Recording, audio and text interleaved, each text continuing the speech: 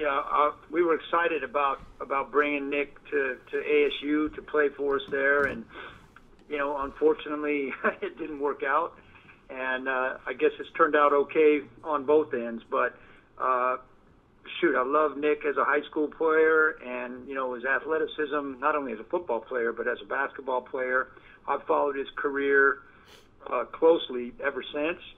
And we, at one point we actually tried to get him to come down here, but again, that's worked out well for him, and we did great by getting fit, so it worked out well for both sides. As a follow-up to that, he had said that the decision was down to Tampa and Philly. How close did you get to bring him there? Well, the ball was in his court. I mean, the ball was in his court. Obviously, when you're a free agent, when you've earned the right to be a free agent, that's one of the benefits of being a free agent is you get to choose. And I mean, I respect the heck out of Nick, and he made his decision for his reasons, and I've seen what his reasons, and I mean that I certainly respect that, and that's fine. I mean, I get it. It's just that's how this league works. Dirk, you got two good tight ends that can catch the ball downfield. What kind of problems does that pose for a lot of defenses in the NFL nowadays? Yeah, well, you guys know, because you got the same thing. You got the same thing there. Athletic tight ends that can catch the ball in traffic and also get down the seam, and that's all the rage in the league right now because matchup. What most people would say is too athletic for some linebackers and too big for some safeties, but I think just good football players come in all shapes and sizes. So, just we're going through a little trend right now where there's some really big, excellent athletes who, they're kind of crosses between wide receivers and tight ends. And, you guys have had some, and we have a couple, and that's just what teams in the NFL are looking for these days. Dirk, did you see 48 points coming before last week? I saw 51, but we missed that field goal. I mean, did you go into that game with after training camp with a pretty good feeling about this offense? I did because of the way they practiced, and these guys have. That's one of the things we really did a good job of is when our main players were in the preseason, even with all three quarterbacks trying to get three quarterbacks reps. They were productive, and they were productive every day in practice. And we do have good playmakers, and we're going up against an extremely tough defense this week in Philly, and we understand that it's a week-to-week league, but our guys, we have confidence in our guys too. Dirk, what sort of presence has Vinny Curry and Bo Allen brought to the team this year?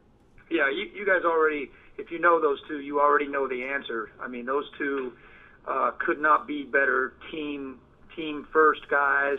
Part of that whole deal of us having a good training camp and practicing harder is because of guys like Vinny and Bo setting the tempo every day. I mean, those guys, they come to work every day and they're serious about football. They're just great guys. I mean, they're the kind of guys you'd like to go have a beer with if you weren't playing on the same football team they were. Hey Dirk, how much do you think like the last two games last season with Chris Godwin kind of helped him and then spurred him into the off season, and what you saw on Sunday too? Well, I think that's all part of it. I think it's just all part of the progression.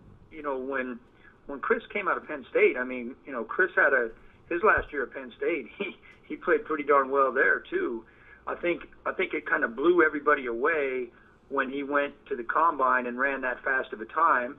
And then, when he came here as a rookie, we didn't necessarily need him to be a starter right off the bat, so we could kind of ease him in. He did a lot of the dirty work for us. He didn't get a whole bunch of opportunities down the field. But when guys start showing up in practice, making plays, I mean, even the dumbest coaches like me can start to figure out that, hey, maybe we ought to throw this guy the ball once in a while in a real game. On the topic of I guess both Fitzpatrick and Foles, why was it important for you there to have an experienced backup quarterback as opposed to maybe the young developmental type backup? Well, we kind of have both in Fitz and Ryan Griffin, and I'm Ryan Griffin's main press agent in that I think Ryan Griffin's an NFL quarterback, but I can't prove it. I can't prove it in real NFL games, and we wanted to play him a lot in the 2017 preseason, but he got hurt. So, if Jameis was out for any reason, there's just the unknown factor. I mean, it's just, you go by what you see in practice, but, the way the rules are set up in the NFL now, once the season starts, your backup quarterback's really the only work they get are on scout teams. So, after preseason, and if you're hurt in preseason, you don't get that. So we feel good about both of our guys in Fitz and Griff. It's just, you don't replace 115 starts or whatever it is that Fitz has. You can't get that experience anywhere else. In seeing what Foles did in the playoffs last year after Carson went down, does that kind of validate the approach you have going with that experienced player?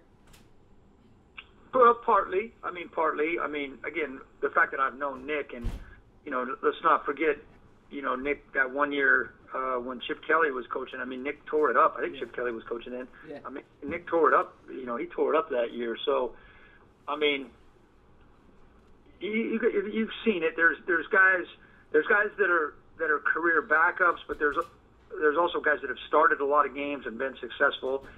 And I look at those guys as just starting level quarterbacks. They just got to be on the right team. And I'd say Nick and Fitz are both guys that fit into that category. Dirk, Ryan was saying that the explosive plays were the story of the game on Sunday.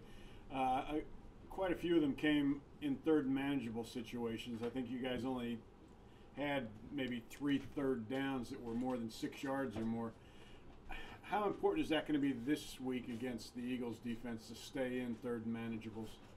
Yeah, that's your goal every week. Your goal every week is to get the third and medium, because so many teams, and the Eagles are the bell cow for that. So many of these teams have multiple rushers, and they try to get their matchups where they're getting all their guys singled up, and they're really, really good at it. So if you don't stay in a situation where you can get the ball out of your hands quickly to get the yards needed, you're going to be in for a long day.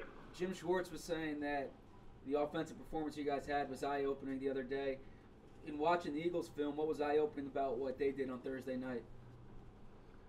Well, as you know, I used to be at the Falcons, and so I know some of those players really well, and I think Matt Ryan's one of the top quarterbacks in the league, and to hold them to 12 points with Matt and Julio and the other talent that they have there, we've known this game was coming, so we've watched a lot of Eagles film from last year as well, and it's no secret what kind of a defense they have. Coach, Ryan mentioned the swagger of the Eagles defense, particularly in the secondary when they gave up some yards to Julio, but they never seemed to back down. Can you just talk about their secondary and how that shows up? Yeah, they expect to win, and they play very well within their system. They know if they're patient, the pass rush is going to eventually force the quarterback into making some errant throws, and it shows up time and time again last year in 2017, and I'm sure it will again this year as the season wears on.